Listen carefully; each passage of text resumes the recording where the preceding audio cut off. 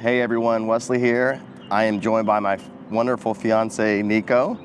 Today we're in Phoenix, hitting the streets, testing out a potential photo and video travel setup for our honeymoon to Italy. So let's get at it.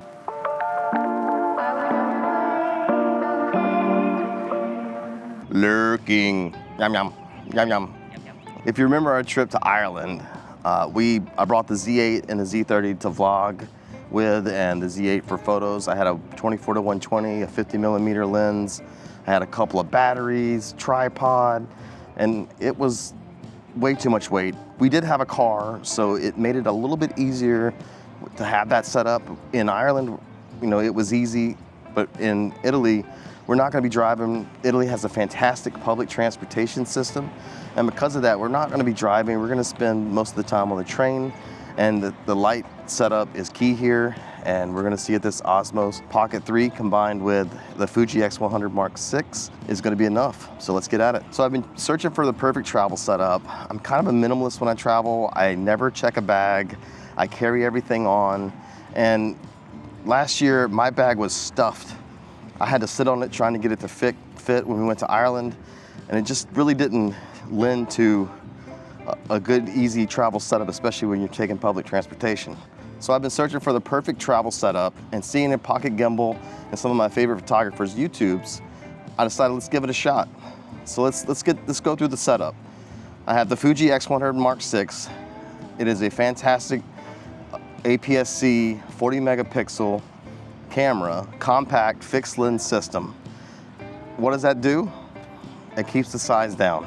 It makes it small, it makes it easy to carry, and that is going to be key when we're hiking up and down the steps of Amalfi and exploring Positano, Naples, Florence, Rome, all on foot with some public transportation sprinkled in there. And the 40 megapixel sensor allows for some cropping. You can take that 35mm full frame equivalent focal length, crop in a little bit, and still get the shot. Whereas you might not be able to do that if you use a 24 megapixel or 26 megapixel APS-C lens.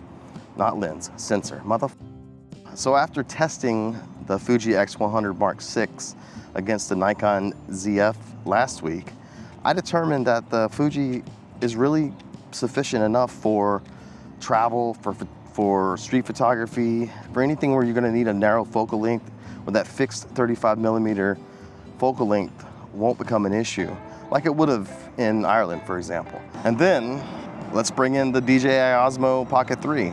The Fuji X100VI has a video capabilities, but they're pretty limited, and I wanted something that'll do slow-mo video.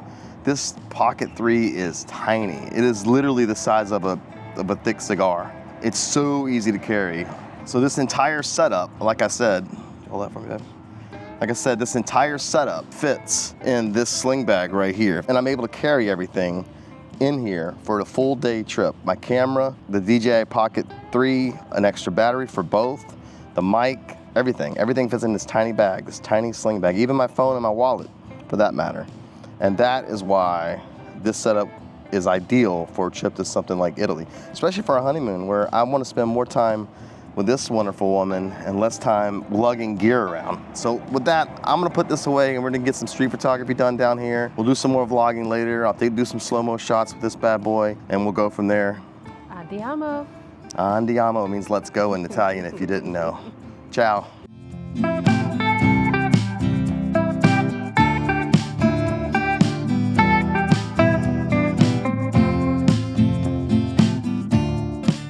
So it's been about 2 hours. I've gotten a few shots here and there, nothing crazy, but I gotta tell you, this setup, the ergonomics and the handling is something I wanna speak to right now. And it's so easy to carry everything in this small sling. I really haven't felt the weight of this at all, like I did when I was in Ireland, walking around Dublin with my full kit and Z8 and 24-120 and 50mm and the Z30 and mic and all that stuff. I really haven't felt those issues here. I'm just kind of enjoying being more in the moment. I wanted to show you a little bit of the dynamic range of this DJI Pocket. I took some shots with the Fuji as well. just it's really good. It's really easy to carry all this in a sling bag. This Pgytech sling bag I got from Amazon, I'll link it in the description. It fits the Fuji X100 Mark VI with the filter adapter kit perfectly, and this fits right on top of it. I'm just using the microfiber cloth to kind of protect the top of the Fuji. This being plastic, the Fuji being metal, it's probably not gonna be an issue anyway. But just, you know, brand new stuff. I'm OCD, I don't want to scratch it. It all fits in here. I'm using this microphone as well, and the whole setup is just working. I've gone through one battery on my Fuji X100 Mark VI already, and I'm on my second battery. It continues to impress. I have misfocused a couple of times, but it was really quick moment, quick shot type stuff. Nothing crazy. Anyhow, let me get back to the photo walk here. So far, so good with this DJI Osmo Pocket 3 and the Fuji 100 Mark VI and this Pgytech bag. Back to it. See ya. All right, guys. So welcome back to the studio. I hope you enjoyed the first part of the video when we were in Phoenix doing some street photography, but mostly testing out the DJI Osmo Pocket 3 to see if it was going to be a great video option for when we're traveling through Italy. And with that, let me pick it up. Look how tiny this thing is. Oh my God. It is tiny. This is the cover that you put it in when you're not using it. I'm gonna do that right there, because boom. Let's keep it protected. All right. So other parts that come in the creator bundle, microphone, and as you can hear throughout the video, the mic audio sounded pretty damn good. All I did was apply the dialogue male filter on the equalizer in DaVinci Resolve. Outside of that, I didn't do any other audio adjustments, and the mic sounded amazing. Other things that come with it, here's a little tripod, and this thing's pretty cheap, but it's a light system, so it'll actually handle it, no big deal.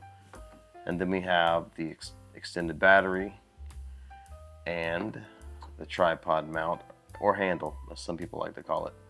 Other things that we had in this video, here's the bag that I've referred to as a few times. Here's the inside of it, the sling bag. And as you can see throughout the video, this bag is not very big. It's the smallest of all the bags I have, and I have a lot of bags with the Peak Design system, but this bag right here is a lot more inconspicuous, a lot less likely to stand out. And when you're in a big tourist trap in May, you don't want to stand out. I'm just rambling, you know that, right? I haven't even looked at the script. So I want to start off by saying that this doesn't replace your professional kit. I'm filming right now on the Nikon ZF with the 50mm 1.8 because I trust it to film and get my eye like it's doing right now perfectly without any issues. And now that I got the audio adjustments out of the way, this thing's a dream to use. And using the Pocket to film in studio doesn't make sense. I might, when I'm traveling, I put it on the tripod and film inside the hotel room, if you will. But I'm not going to do that usually in the studio. We'll see when I really play back the footage on a big TV. The file sizes of the video on the DJI were pretty small compared to the 4K 24p footage on the ZF, which is quite a bit larger. They're both 4K resolution, but I don't think the video from the DJI really can compare to the full sensor readout of a full frame sensor like the Nikon ZF. So that it goes all to say that this kit doesn't replace your full frame setup. And for that, one of my subscribers that asked to see the 105mm, I took some pictures and I'm gonna share that with you in a post, but there's the Z8 with it on there right now. This isn't gonna replace your full frame setup. This isn't gonna replace your 2-body setup for weddings, obviously. But for travel, in most instances, this is going to be a very easy setup, especially to bigger cities for me to take. Outside of this, I would take the ZF and still take the Pocket 3, to be honest with you, because at the end of the day, filming on that is so much easier than any other device. It's super stable, and then the footage looks good. So as long as it can hold up to larger screens, I'm gonna use it and use it quite extensively. The mic audio, it's so much easier to set up when I can just carry these two devices right here and a camera of choice, be it the X100 Mark 6, which is right here, or the ZF that I'm filming with. Depends on what I feel like taking. But one of these bad boys is always going to be in the same bag as the Pocket 3 going forward. It's just too easy to use. They made it so intuitive. The footage looks good so far. It's super stable. It's got good dynamic range, good auto exposure on my face. Nonetheless, the Fuji X100 Mark 6 is ideal for this trip for a lot of reasons. Let's start off with the fact that it's water sealed now that I have the filter ring protector kit on it, along with a filter. And this water seal will allow me to take it off the coastline of Amalfi and when I go to Capri and on the ferry, and not really worry about splashes or the rain that may happen in the summer while I'm out in Italy. So this is now a water sealed camera allowing me, let me take that off. This is now a water sealed camera allowing me to utilize this system in weather without issue. On top of that, the newer X100 series has IBIS, and I found so far the IBIS does work well.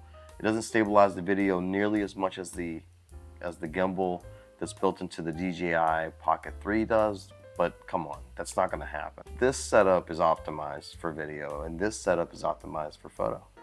And it has a built-in ND filter on top of things that allows you to shoot in all lighting conditions. So when you're traveling, you don't have to worry about your ND filter. I got my black Pro Mist on the front, and I'm going to keep it on there full time. I got the water sealing that I need.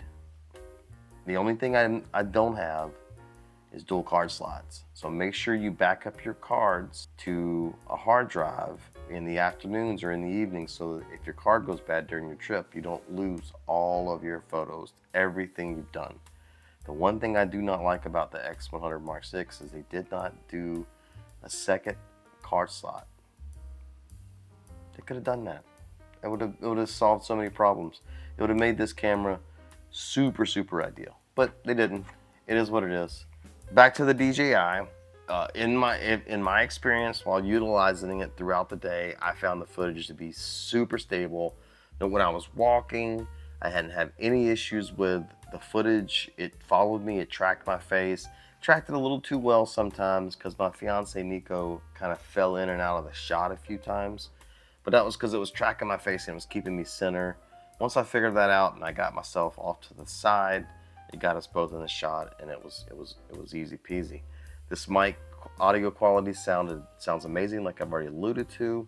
I didn't actually have to utilize all of these devices because at the end of the day, I was only out there for a few hours. The battery only got to 80%, and so I didn't have to do that. All of these things fit really nicely in a bag here, a little convenient travel bag. And this is the bag that I'll put everything in when I'm traveling, and then when I get to the destination, the things that I need will come out in my day pack, along with the DJI and the X100 Mark 6. The testing in Phoenix showed that these two devices are perfect at what they do. They're not a do-it-all, but what they do very, very well. That is stabilized pocket 4K footage with the DJI Pocket 3 and fantastic 40 megapixel stabilized APS-C backside illuminated sensor on the 100 Mark 6. Like I said, it's a Pocket X-T5, and I love my X-T5. Now, I'd rather it be the 35mm f2 on there, but beggars can't be choosers, right? With the 40 megapixel sensor, I can crop in after all. So I just wanted to sum things up in the studio by basically saying that this performed up to my expectations on my first outing with it. I am still getting used to the features and functionalities of the DJI Pocket 3, but I did find that it lived up to the hype. It's worth the hype. I didn't even mention that the microphone has a built-in recorder function, so what I'm doing is I'm actually backing up all my audio to the internal mics while I'm filming, but at the same time, if I want to just do audio and not film, I can do audio clips directly to the microphone even without it filming. And that's super awesome for doing like a voiceover. Maybe I'm in a shot and I'm trying to take a picture, but I want to talk about the picture, how I set it up and why I set it up. So when I get in studio, I can show the photo and then I can use that voiceover footage that I shot with the microphone, but not the video. I mean, I haven't tested that yet, but it sounds very promising. So in the end, I think this is a great setup for travel. If you're going on a great excursion like Ireland and you're going to stay in castles, bring your full frame gear. But if you're going on a trip like a honeymoon and you want to be in the moment, I think this setup is the best setup you could possibly get on today's market. 4K 120 slow-mo footage with the DJI, 40 megapixel stabilized APS-C sensor with the Fuji. And don't forget the film simulations and the ND filter and all the other fun things that come with that system. You're gonna have a great setup for your travel. I highly recommend it. I'll throw the links in the description. Don't forget to hit that like button, subscribe, do all the things. I'm enjoying this. I hope you are too. If you want to see anything, let me know in the comments. I'll do my best to make it happen. Until next time, peace.